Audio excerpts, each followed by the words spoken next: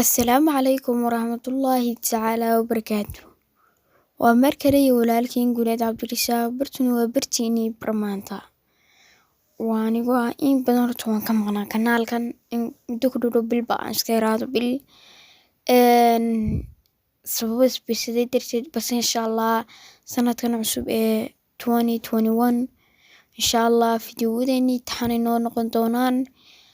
Fiidiyowga yar ee gaban waxaan ugu talagalay inaan idin ogeysiiyo inaan kanaalka ka daayay gabi ahaantiiba wax allaale wixii ay shiti ahaa ayaan soo dhigi jiray. Marka insha Allah waxaan soo dhigayaa fiidiyowo taariikhda waxyaabaha la daafaydo iyo waxyaabo badan oo ay Soomaalidu ka faa'iidi doonto. Marka insha Allah kanaalkeenan maalmihii aynu soo dhigaynaa inoo xadidnaa saasay nugu bilowmeen insha Allah sanadkan 2021na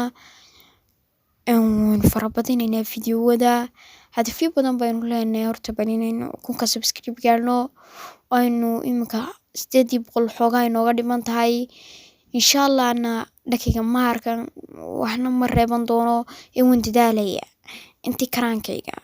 Marka asxaabta fiidiyoyaasha ha share gareeyaan commentiga ka dhiibtaan like-tana noo saaraan subscribe-tana naga hilmaamina.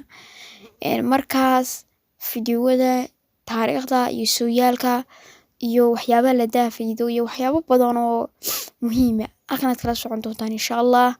Waxaan idila socodsiinaya aniga walaalkiin Guuleed Cabdirasaaq. Marka intaynu ku kulmi doono fiidiyo kan la mid ah waxaan idinkaga tegayaa aniga Guuleed Cabdirasaaq sidaas iyo amaana Allah.